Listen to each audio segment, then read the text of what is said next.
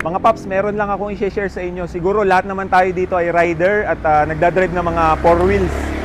So kung mapapansin nyo, pagka nag-ilaw ng headlight, mostly nakikita ko yan sa mga intersection. Ibig sabihin kasi nun ay ikaw yung magpa-pass through. Dahil nagkakaroon tayo ng kalituan, no? Minsan kasi na-experience ko, nasa intersection ako, ay inilawan ako nung isang kotse. So, ang thinking ko naman ay siya yung magpa-pass through. Yung pala ay ako yung iniintay niya na tumawid doon sa intersection.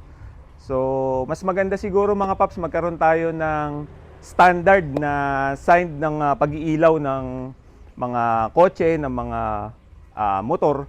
So, pag inilawan natin yung isang tao o kaya tatawid na sasakyan, ay ikaw yung magpa-pass through.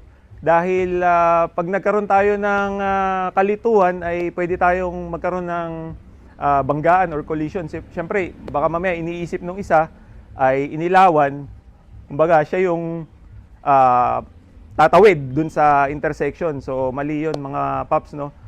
Dahil mas maganda kung papatawarin mo sa intersection yung isang sasakyan o kaya yung tatawid, ay maganda isenyasan mo na lang ng ganun. Kasi mostly ganun yung ginagawa ko sa pagdadrive.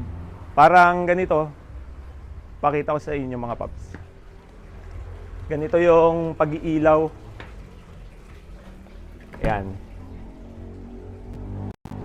Yan, ganun.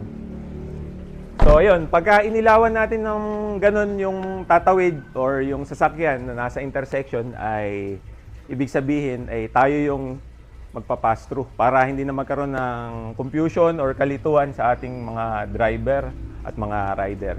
Kaya maraming salamat mga Paps. Sana ay nakatulong. Kaya ingat sa atin lahat and God bless. Thank you.